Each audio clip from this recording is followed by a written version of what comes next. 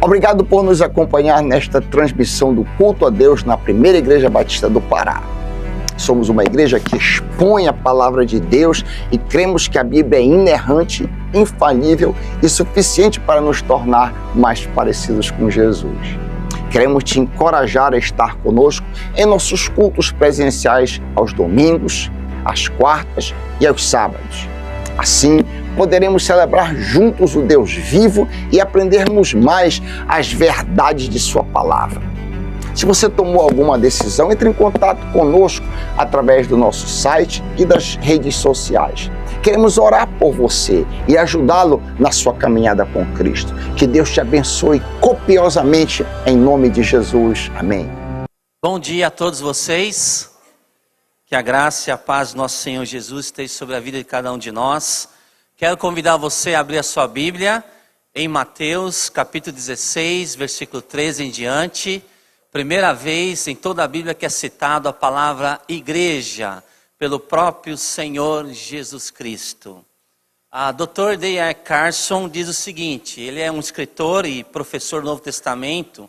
Uma vez ele comentou o seguinte, com toda razão, quando diz que não haver grande importância o fato de alguém errar na interpretação das obras clássicas de Aristóteles, Sócrates, Platão, Dante Alighieri, William Shakespeare, pois isso não trará consequências eternas. Uma leitura desses clássicos. Errou a interpretação, errou, mas não tem desdobramento eterno. E ele, D.A. Carson, comenta, ele dizendo o seguinte, mas por outro lado, não se pode aceitar com a mesma naturalidade os erros na interpretação bíblica. Por quê? Porque tem impacto para toda a eternidade. E nessa manhã eu queria convidar você para a gente refletir um texto onde o Senhor Jesus Cristo está em Cesareia de Filipe, junto com os seus discípulos. E aí nós temos aí, um relato tão grandioso da palavra do Senhor, Jesus chamando a responsabilidade para si em relação a algo tão importante que é a igreja do Senhor, tá bom? O tema é justamente o que você está vendo, Pedro, Pedra e o Papa, tá? Vamos ler Mateus capítulo 16, versículo 13 a 18, diz assim, indo Jesus para os lados de Cesareia de Filipe, perguntou aos seus discípulos, quem diz o povo ser o Filho do Homem? E eles responderam, uns dizem João Batista, outros Elias e outros Jeremias ou algum dos profetas. Mas vós, continuou Jesus, quem dizes que eu sou? Respondendo Simão Pedro disse, tu és o Cristo, o Filho do Deus vivo. Então Jesus lhe afirmou, bem-aventurado és Simão Barjonas, porque não foi carne e sangue que te revelaram, mas meu Pai que está nos céus. Também eu te digo que tu és Pedro, e sobre esta pedra edificarei a minha igreja, e as portas do inferno não prevalecerão contra ela. Até aqui a leitura da palavra do Senhor. Então, como eu comentei aqui, Jesus ele está no auge do seu ministério.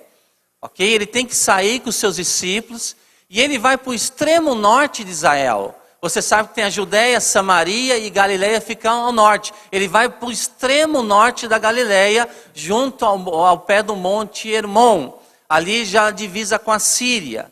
E é interessante que, quando a gente olha para o texto, vem a pergunta, onde fica a localização geográfica que Jesus escolheu para dizer que edificaria sua igreja e a porta do inferno não prevaleceria contra ela? Onde? Em Jerusalém? Belém? Nazaré? A bela Cesareia Marítima? Não. A região onde Jesus fez a pergunta reveste de um profundo significado. É justamente em Cesareia de Filipe, o lugar que abrigava os nichos de adoração mais antigas de cultos e de proliferação do ocultismo. A arqueologia tem descoberto camadas e mais camadas de cultos a várias divindades pagãos que acontecia onde? Em Filipe de Cesareia. Ou seja, Jesus fez a declaração no lugar de maior idolatria e paganismo da sua época. Lugar central de propagação ao culto Baal. Local de adoração ao deus grego Pan. Aliás, se você colocar no chat GPT e fazer a pergunta, da palavra Por favor, me dá a explicação etimológica da palavra pânico. Ela surge desse deus Pan, que era uma divindade da mitologia grega, que surgiu a palavra do português pânico. Ou seja, segundo Flávio Joséfo, Cesareia de Filipe era uma região onde havia muita opressão, medo, temor, pânico. Por quê? Porque ali era um lugar de romaria. Há vários tipos de divindades. Divindades ao deus Baal sírio, divindades aos panteões da mitologia grega. Mas havia algo mais. Em Cesareia de Filipe havia um grande templo de mármore branco, construído em homenagem à divindade de César. Foi construído por Herodes o Grande. Ninguém podia chegar a Cesareia de Filipe sem ver esse templo suntuoso de mármore brilhante e sem pensar na divindade de César e no poderio de Roma. Há poucos lugares na Bíblia que suscitam tantas associações religiosas pagãs como Cesareia de Filipe. Além do mais, como foi falado, era um lugar de muitas e muitas e muitas romarias.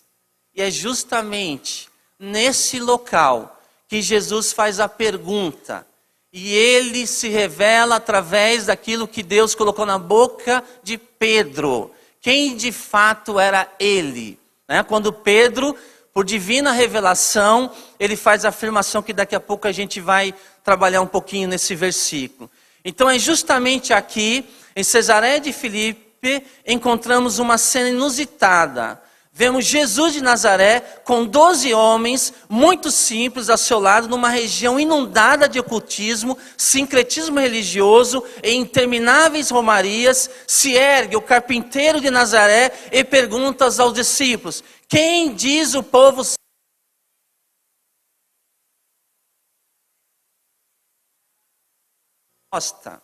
E nós vamos ver, nesse primeiro ponto aqui, Jesus fez a mais importante pergunta no versículo, então, número 13 de Mateus 16. Quem diz o povo ser o Filho do Homem? A resposta, a vida depende dessa resposta.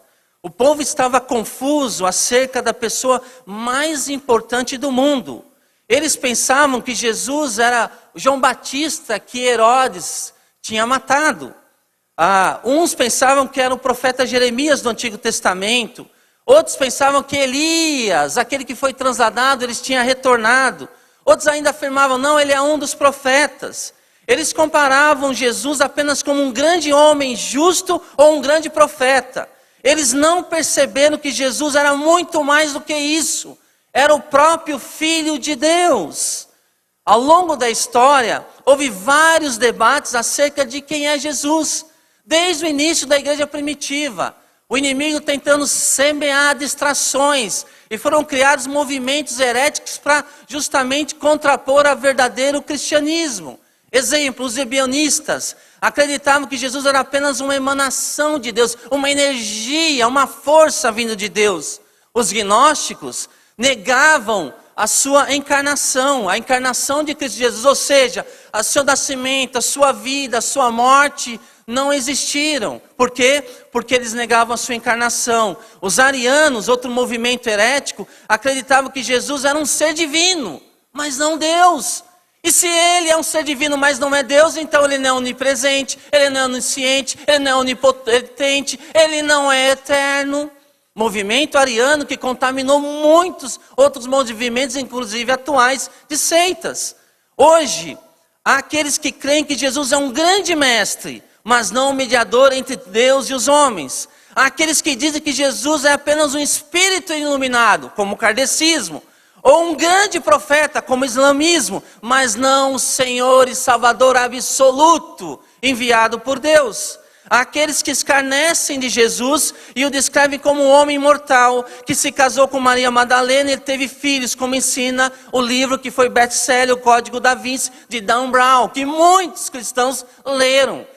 Um livro extremamente sem base bíblica e histórica para defender essas blasfêmias. Então, nós vemos no texto que, em primeiro lugar, Jesus fez a pergunta mais importante. E aí nós vamos também observar num segundo ponto, o povo estava confuso na questão mais crucial da vida. Porque a multidão tinha opiniões acerca de Jesus, mas não tinha o quê? Convicção.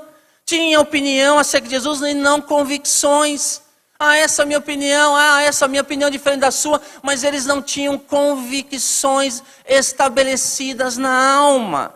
Para a multidão, Jesus era João Batista, Elias ou algum dos profetas. Eles criam que Jesus foi um grande vulto do passado, que havia ressuscitado dentre os mortos. O povo tinha uma visão distorcida de Jesus, pois o via apenas como um grande mensageiro de Deus e não como o próprio Deus encarnado. Havia muitas opiniões entre o povo sobre Jesus, exceto a verdade. E isso era fatal. Muitas opiniões, de especialistas na época que Jesus percorreu a Palestina, mas longe da verdade que emana das Escrituras. Essa realidade persiste ainda hoje. Muitas pessoas ouvem falar, até mesmo confessam, mas não o conhecem como o verdadeiro Filho de Deus. Se você não entender quem é Jesus, você está perdido na questão mais crucial da vida. A vida, a morte e a ressurreição de Cristo não são assuntos secundários, mas a própria essência da vida eterna. Se você não compreende quem é Jesus, não pode ser considerado um cristão, não tem a marca da vida eterna, não tem o selo do Espírito Santo. O cristianismo é muito mais do que um conjunto de doutrinas, ele é uma pessoa, percebe? O cristianismo é muito mais do que um conjunto de doutrinas, ele é uma pessoa. O cristianismo tem a ver com a pessoa de Cristo Jesus, o nosso Salvador. O cristianismo verdadeiro não é um convite para discutir sobre Jesus, mas para ter um encontro e experiência com Ele. Não é religião, não é moralidade, não é rito religioso, não é caridade, não é misticismo, não é legalismo, não é fuga da realidade. É um encontro com aquele que é a vida, a paz, a alegria e a salvação. Esse é o nosso Jesus. Pois Jesus é o centro, o eixo, a base, o alvo, a fonte de toda a vida eterna. Queridos, nosso conhecimento de Jesus jamais pode ser de segunda mão. Jamais. Nosso conhecimento e experiência não pode ser de segunda mão.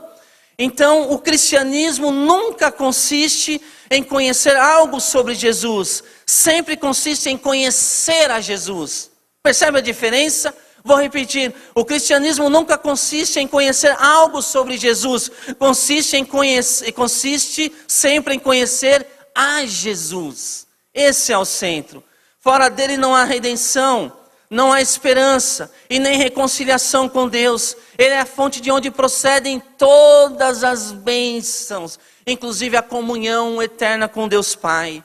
E o povo, acerca desse assunto, estava confuso, perdido na pergunta mais crucial da vida. Existe apenas uma resposta. Então vamos prosseguir. Uma vez que Jesus ouviu o veredito da multidão, qual foi o veredito da multidão? É João Batista, é Elias, foi um dos grandes profetas, foi Jeremias. Essa foi o veredito da multidão. Aí Jesus ele formula a pergunta para os discípulos: e vós, quem dizeis que eu sou? Essa pergunta ainda ecoa nos dias de hoje. E vós, quem dizeis que eu sou? E aí nós vamos ver então em terceiro lugar o discernimento do alto dado a Pedro. Pedro responde através de uma atuação direta do Deus Pai, abrindo o seu entendimento. Então Pedro faz uma declaração inspirada por Deus Pai, no versículo número 16, do capítulo 16 de Mateus. Diante da pergunta de Jesus: mas vós, quem dizeis que eu sou? Pedro respondeu: tu és o Cristo, o Filho do Deus vivo. Percebe? Cristo aqui é a expressão, a palavra em grego, O hebraico é Messias. Tanto Cristo como Messias significa o quê? Ungido de Deus. O tão esperado ungido, Messias do Antigo Testamento. O Deus Filho encarnado. Tu és o Cristo, o Filho do Deus vivo. J.C. Ryle, um grande erudito, ele disse o seguinte, que essa declaração ousada de Pedro foi feita quando Jesus era visto como um judeu comum, sem majestade, riqueza ou poder. Ela foi feita quando os líderes religiosos e políticos de Israel recusavam reconhecer e receber a Jesus como Messias. Ainda assim, Pedro disse, tu és o Cristo. Isso só pode ser resultado da atuação direta do Espírito Santo. A fé de Pedro não foi abalada pela pobreza de Jesus, nem a sua confiança foi estremecida pela oposição dos escribas e fariseus. Ele firmemente confessou que o homem a quem seguia era de fato o Cristo, o Filho do Deus vivo. Nossa, como Pedro aqui destoou completamente da opinião da maioria, do populacho da sua época. William Hendricks, comentando esse texto, diz que o crente é aquele que está desejoso de opor-se à opinião popular. E qual é a opinião popular? Pelo menos no texto, é João Batista, é Elias, é Jeremias, é algum dos profetas. O cristão compromissado com as escrituras, geralmente ele destoa da opinião da maioria, né? E ele expressa de forma bem clara uma posição que é contrária das massas. E aqui no texto também indica que a descoberta de quem é Jesus deve ser uma descoberta o quê? Pessoal. Ok? No papai não pode fazer pelo filho, o filho não pode fazer pela mãe, a mãe não pode fazer pela sua avó e assim sucessivamente. Porque, lembra, o nosso conhecimento de quem é Jesus jamais pode ser de segunda mão. Precisamos de desenvolver essa responsabilidade de conhecer mais e mais quem é esse Jesus. E aqui então, pela primeira vez, uma pessoa tinha reconhecido a identidade plena de Jesus como Messias. Que coisa linda no texto. A resposta de Pedro, afirmando que Jesus era o Cristo, foi uma revelação especial de Deus Pai a ele, no versículo 17 do capítulo 16. Então Jesus lhe afirmou, bem-aventurado, feliz és, Simão Bar-Jonas, porque não foi carne e sangue que te revelaram, mas meu Pai que estás nos céus. Percebe aqui? A declaração de messianidade de Cristo, não foi fruto do intelecto de Pedro, ou mesmo da experiência de Pedro, mas da revelação direta de quem? De Deus. Só compreendemos quem é Jesus quando os olhos do nosso intelecto são abertos por quem? Por Deus. Sem a obra de Deus em nós, não podemos compreender e nem confessar a Jesus como quem? Como ungido, como Messias, como Cristo, o prometido de Deus às nações. Sem essa interferência direta do nosso Salvador. Então, um resumo até aqui, nesse texto. Jesus, ele fez a mais importante pergunta, né? O que o povo anda dizendo acerca de mim? Aí, você percebe que o povo estava perdido, confuso, na pergunta mais crucial. E aí entra a questão do apóstolo Pedro, que ele tem o que? Ele acerta no alvo, mas Deus dá a ele esse discernimento, ok? Ele compreende, porque há uma participação ativa de Deus na vida do apóstolo Pedro. E aí, em quarto lugar, o que nós vamos ver? Quem é a pedra sobre a qual a igreja está sendo edificada? Por isso o tema, Pedro, pedra e o Papa. Quem é, afinal de contas? Porque Mateus capítulo 16, versículo 13 em diante, ele é basilar na interpretação da igreja romana. É a partir desses versículos que ela vai desenvolver um dogma central, de que Pedro foi o primeiro Papa, e os seus sucessores também têm esse peso de sustentarem a igreja como sendo uma pedra. Será mesmo? Então vamos conversar aqui, né, nesse quarto ponto, que na verdade é uma pergunta. Quem é a pedra sobre a qual a igreja está sendo edificada? Pedro é a pedra? Com a morte do carismático Papa Francisco, mais uma vez o mundo inteiro discute quem é o cabeça da igreja. Será o Papa? Foi o Papa a pedra, foi o primeiro Papa a pedra onde Jesus edificaria a sua igreja? Seria o sumo pontífice, o substituto de Cristo na terra? Para a Cúria Romana, essa passagem prova que Pedro foi o primeiro Papa. A Igreja Católica ensina que Mateus 16 conferiu a Pedro o primeiro lugar de honra e jurisdição no governo de toda a igreja. E que a mesma autoridade sempre residiu nos 266 papas que se seguiram ao apóstolo Pedro até chegar ao Papa Francisco.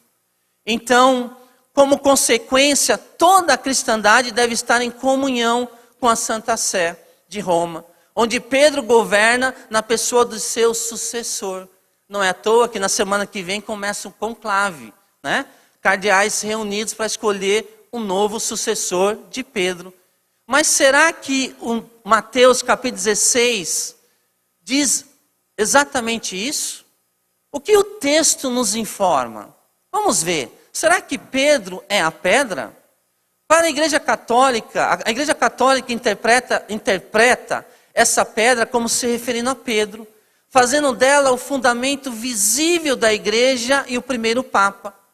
Uma leitura superficial poderia nos levar a essa conclusão, ou seja, provar o primado de Pedro. Precisamos, porém, observar o que o texto ensina, o que de fato Mateus comunica através das palavras de Jesus. E a palavra Pedro, precisamos, porém, observar o que o texto ensina. A palavra Pedro e a palavra pedra no grego vem da mesma raiz. Interessante. Pedro e pedra vem da mesma raiz. O nome Pedro no grego é Petros. Significa pequena pedra ou fragmento de pedra. Na frase seguinte, Jesus Cristo usou a palavra pedra sobre esta pedra. Ok? Uma forma feminina da palavra pedra, rochedo ou uma rocha inabalável. Então a palavra Pedro, o nome, o substantivo Pedro, significa o quê? Uma pequena pedra, fragmento de uma rocha. Mas a palavra pedra, sobre esta pedra, significa o quê? Rochedo, uma rocha bruta, inabalável. Então, meus irmãos, Cristo fez um jogo de palavras. Ele não disse sobre ti, Pedro, ou sobre os teus sucessores, mas sobre esta rocha, que é Cristo, o Filho do Deus vivo, a quem você confessou, edificarei a minha igreja. Ou seja, simplificando, o nome próprio Pedro significa literalmente um pedaço menor de uma rocha. Portanto, o que Jesus disse a Pedro é o seguinte: eu também te digo que tu és um fragmento de pedra, mas sobre esta rocha que sou eu, da qual tu és um pedaço, edificarei o que? A minha igreja. A rocha quem é? É Jesus. Ele é esse penhasco, ele é esse rochedo. Ele é isso.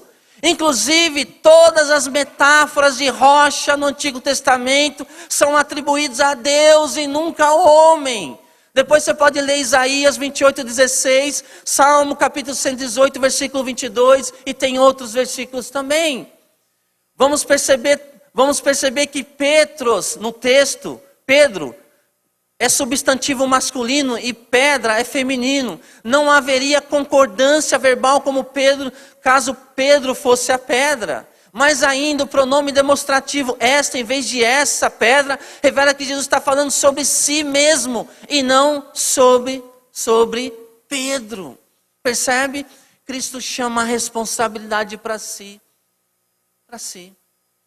E quando se tem isso como uma doutrina, a compreensão de que Pedro é a pedra, você abre a porteira para muitas outros dogmas que fogem completamente das Escrituras.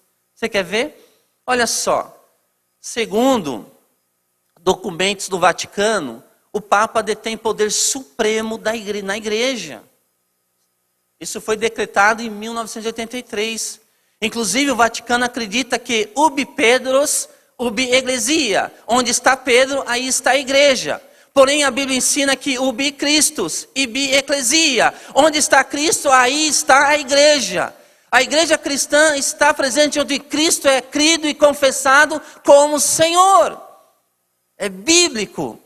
Outra implicação, quando se aceita Pedro como sendo a pedra sobre a qual Jesus edificaria a igreja.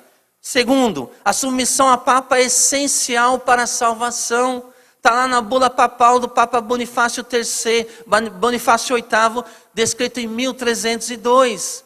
Uma outra implicação quando se crê que Pedro é a pedra. O Papa, no Concílio Vaticano II, de 1964, deixou bem claro que o Papa é o vigário de Cristo e o cabeça visível da igreja.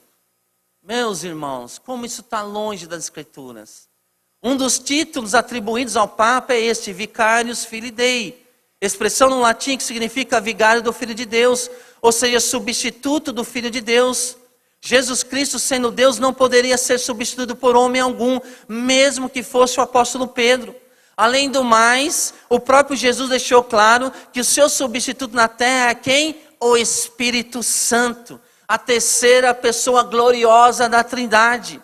Jesus vai dizer lá em João capítulo 14, 16, e eu rogarei ao Pai, e Ele vos dará outro Consolador, a fim de que esteja para sempre convosco, o Espírito Santo da verdade, que o mundo não pode receber, porque não o vê, nem o conhece. Vós o conheceis, porque Ele habita convosco e estará em vós.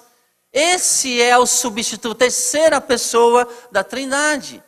Uma quarta consequência, quando se aceita Pedro como sendo a pedra de Mateus capítulo 16, versículo ali 18. Olha outra implicação, o Papa não pode ser julgado por ninguém, está lá no direito canônico de 1983. Uma outra quinta implicação, o Papa é infalível quando fala ex cátedra.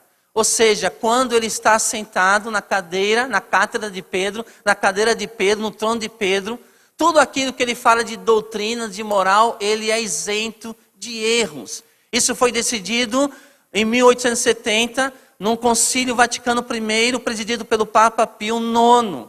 E aí, voltando para a história, você vai ver que houve muitos dogmas que foram criados a partir dessa doutrina, de que o Papa é infalível quando fala ex cátedra.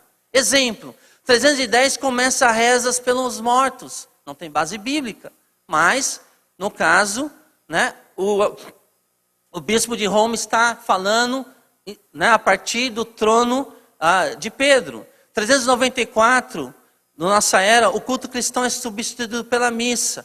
431, instituído o culto a Maria, mãe de Jesus. 503, o purgatório começa a existir. 787, começa os cultos às imagens. 933, instituída a canonização de santos. 1184, começa a Inquisição. Tudo isso debaixo de bulas papais. Por quê? Porque ele é isento de erro quando ele fala alguma coisa de doutrina, de dogma, sentado à escada na cadeira de Pedro.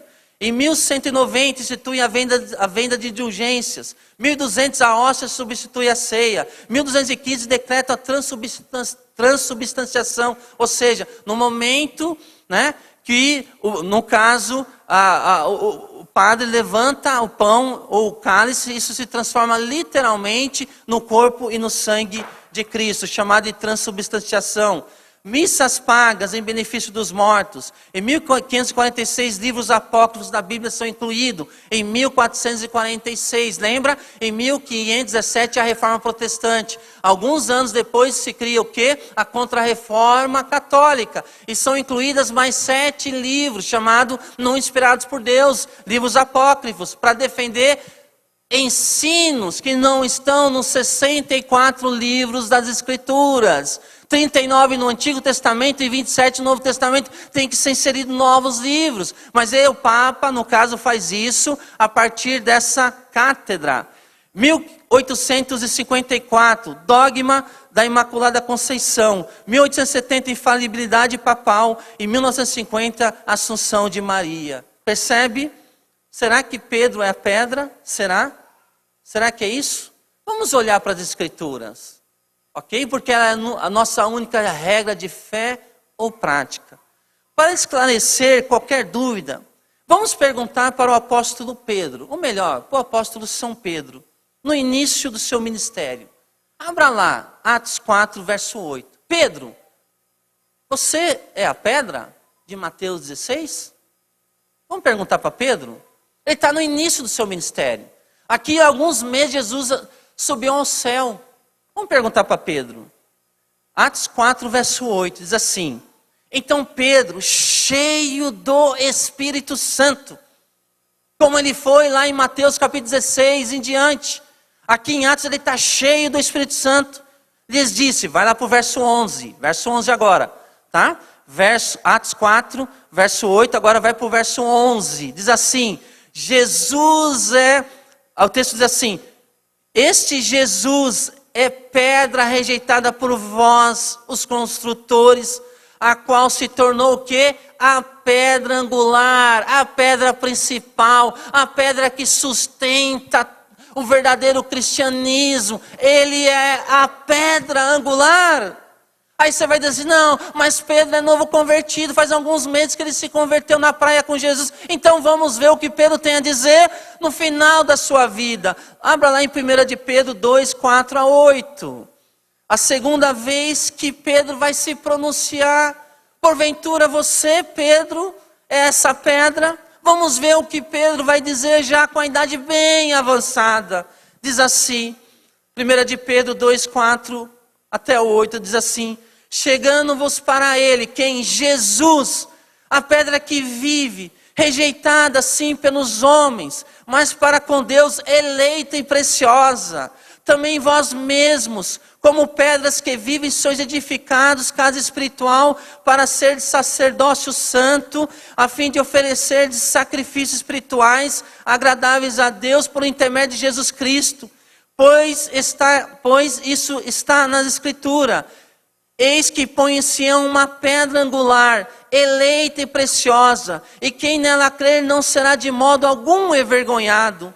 Para vós outros, portanto, os que credes, é a preciosidade, mas para os descrentes, a pedra que os construtores rejeitaram, essa veio a ser a principal pedra angular, e pedra de tropeço e rocha de ofensa. São esses os que tropeçam na palavra, sendo desobedientes para o que também foram postos. Percebe aqui, para Pedro, de quem é a rocha, Pedro? A rocha é Jesus, o nosso Salvador. Ele é o nosso rochedo, que dá toda a sustentação e estabilidade à sua igreja. E aí nós vamos ver também Paulo, quando ele transita nesse assunto. Abra lá em Efésios capítulo 2, versículo 19 e 20. Paulo também reafirma a tal interpretação. Lá em Efésios capítulo 2, versículo 19, diz assim: assim já não sois estrangeiros e peregrinos, mas concidadãos dos santos, e sois a família de Deus. Versículo 20, edificados sobre o fundamento dos apóstolos e profetas, sendo ele mesmo Jesus Cristo o quê? Sendo ele mesmo Jesus Cristo o quê?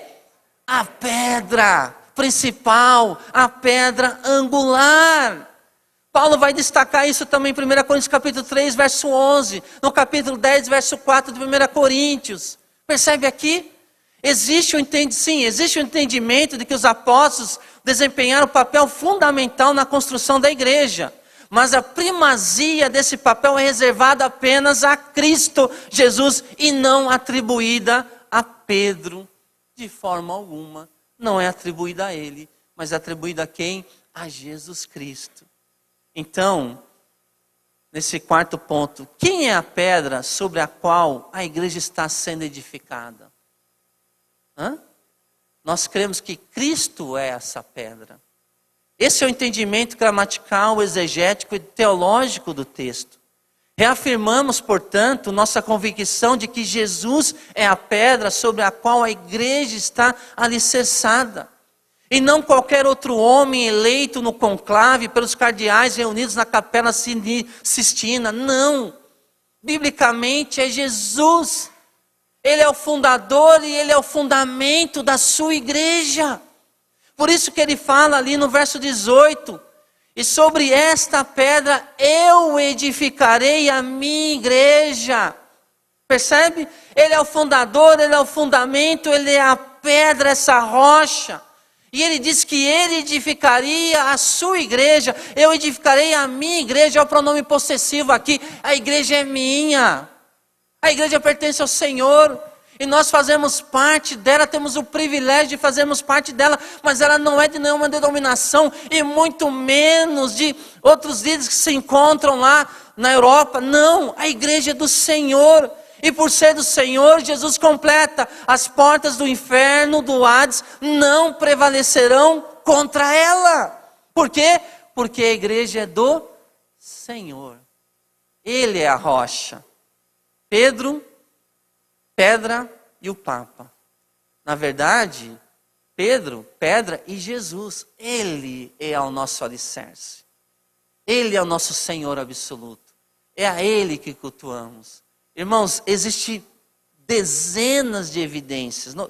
Eu só estou dando uma pincelada. Ok? Só estou dando uma pincelada. O pastor Paulo, domingo à noite que passou, ele... Nossa, você tem que rever o que ele pregou aqui domingo à noite. Domingo retrasado à noite. Mas, concluindo, é isso mesmo. Jesus é essa pedra principal. E é Ele que nós servimos. Amém? Amém.